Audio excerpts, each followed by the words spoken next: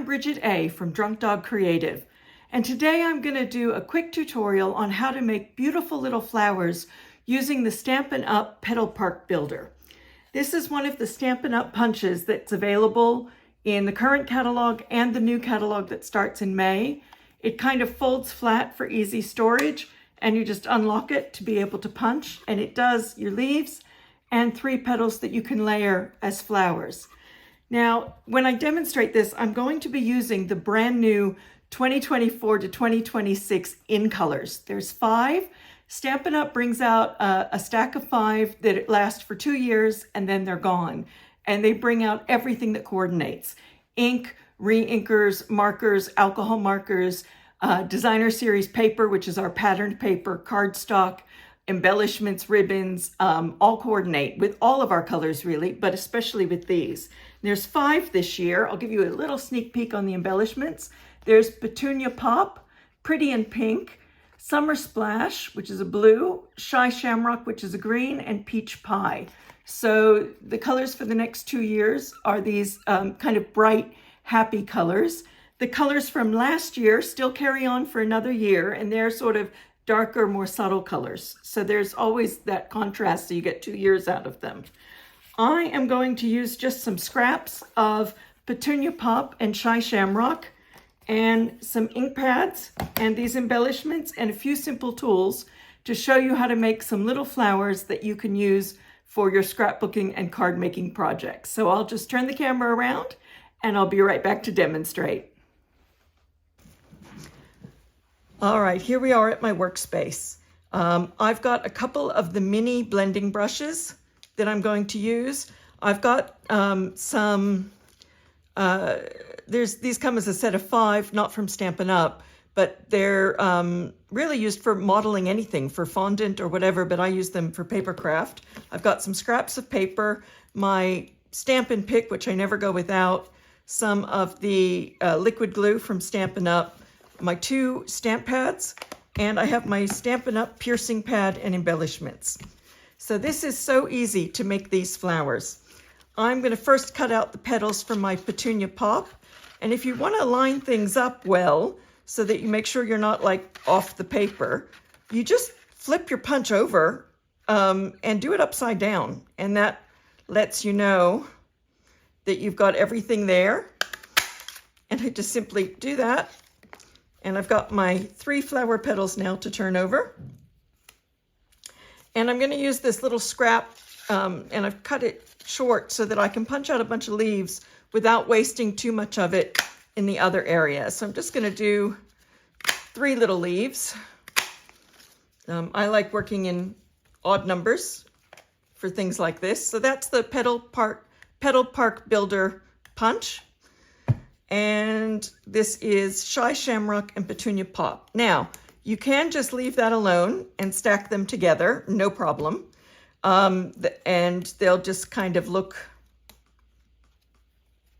like that. And you can put a little embellishment in there and that'll be fine. But I'm going to show you how to mold them a little bit and also how to give it a little bit of extra touch. Now, I'm going to use my ink pads to do that.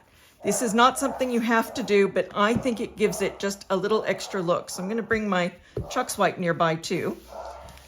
With these mini blender brushes, sorry about the dog in the background, that's one of the drunk dogs barking, don't wash them. If you wash them, you kind of run the risk of ruining the bristles. Once you've used them, if you just rub them off on the Chuck's rub, that ink should not transfer again once it's dry. I have several of them for each color family. So red, orange, yellow, green, blue, violet, pink, browns, and grays. And I use it for any colors in that color family. I also have the bigger ones, but for these I'm using the littler ones because it's easy. So what I'm going to do, I'll use that to wash it off after. I'm going to take my Petunia Pop ink pad. I'm going to move this over. I'm going to rub this on it, and I'm going to rub it on my scrap paper or whatever you want, and just offload the first bit of it because it's too heavy. And I'm just going to brush around the edges of this. I'm just going to brush the edges of this, and some of it will move on to the petal, and that's okay, but I definitely want the edges darkened with the ink, and the ink is the same color as the paper, but it gives it an interesting effect. And if you get the little brush marks that splash more onto it, that's totally fine. It's absolutely okay. So I've just gone around that petal and darkened the edge. I'm going to do the same to all three pieces. This gives it a little bit of texture and dimension.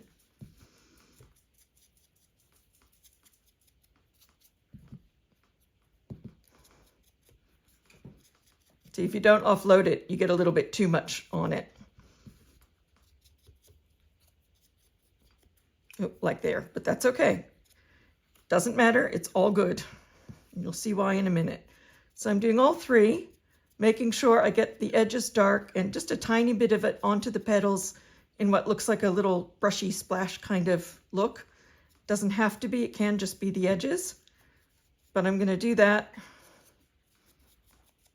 to all three petals, and then I'm just gonna offload the rest of that ink onto my Chuck Swipe or paper towel or whatever you use, and then I'll just let it dry for the next time I use another color. I'm gonna do the same thing to these leaves, but I'm gonna do it with the Shy Shamrock. So that's Petunia Pop. Now I'm gonna take the Shy Shamrock and use the one I used for green. Color in the Stampin' Up logo. I'm just going to go around the edge of these leaves and just put a little bit on.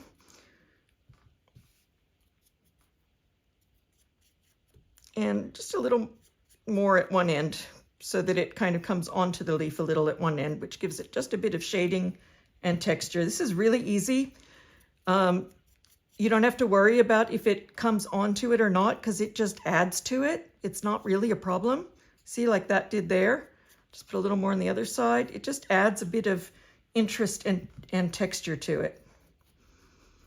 I'm just going around that. You do get it on your fingers, so you're going to want to wipe your hands. So if you're going to use another color cardstock after this, make sure you wipe your hands so you don't get ink on something you don't want it on. Again, just going to take my chucks and offload the rest of that. And leave that, put that out to dry. Now, when I keep working, I'm going to want to make sure I don't get on that ink when it's wet. So I'm either going to keep away from that area, or I can just on this pad tear it off and go to the next sheet. And that's why I love our Stampin' Up grid pads. So I'm now going to move them all onto my piercing mat. And this can be used for, you know, piercing things and taking things out. It's okay if the ink gets on that. I'm going to take my two smaller ball bearings, and I'm going to use a couple of techniques to kind of shape the flowers a little.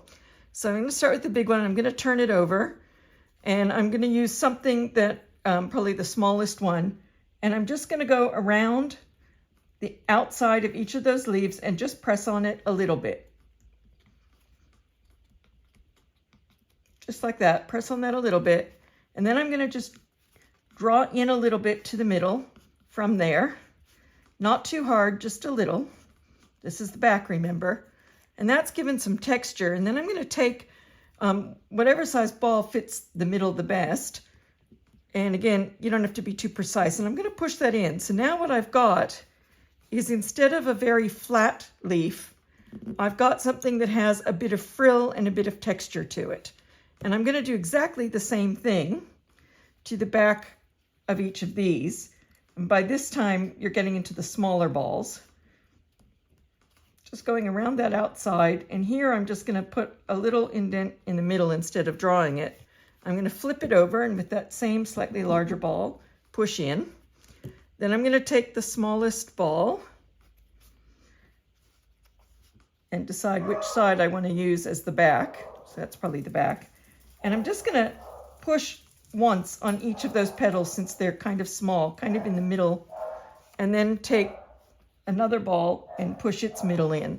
So now you can see they have some texture to them. They have some frill and some movement. Now I'm going to take the leaves, and the front of each leaf, I'm going to take that smaller ball, and I'm just going to start about 3/4 up and draw to the outside. I don't know if you saw that on camera. Start about there and just draw a line.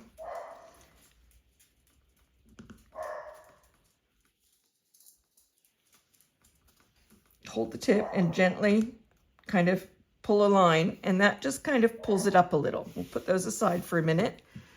Next thing I'm going to do is take my glue, and I'm going to take the thin end. This glue has a precision tip or a fine tip, and it has a large kind of rubbery tip that you can spread glue on larger surfaces. And that's why I love it. And it is very tacky. You do get it all over your fingers. And so you need wet wipes or water nearby to wash it off. But I'm just going to put a dot of glue, just a little dot in the middle of the big one. And then I'm going to layer this one on it so that its leaves are kind of offset to the leaves around the other one, and use my ball to push them in together. Then I'm going to do exactly the same thing with the third one, and again try and get the leaves offset so they're not all lined up. And I'm going to push that in, and I might use a smaller one there. Push that in. That glue will dry clear if it squirts out like it just did. And then I've got a flower, and then I'm going to take the coordinating gems, in this case the petunia pop, and I'm going to put that right in the middle using my Take Your Pick. They're adhesive backed. Sorry, it doesn't want to go. Take that, and then I'm just going to gently use my ball to just press it into the spot. And then when you're ready, you just arrange it with the leaves, with where that line ended being the outside tip. Arrange them any way you want. And then it's ready. You just glue it onto any kind of card or scrapbook, and you've got a really pretty little flower that just has some texture and some shading and some interest rather than being flat. Totally okay to do it flat, but it's also okay to do this. I'm going to give you a sneak peek at a card I'm making with some of the new DSPs and some of the new papers. This one is the Pretty in Pink, but this flower goes really well with these. So I would place the flower here so that those look like they're coming off it, and I would glue my leaves kind of around there and just play with it, maybe make some more leaves, just however you want, and add it to the card to just give it some dimensional pop. So that's how you use the Petal Park Punch Builder to make some flowers and leaves. You can just punch it out, stick them together, and go, but you can also add a little bit of texture by edging it with the same color ink and creasing it with your tools. Thank you for watching.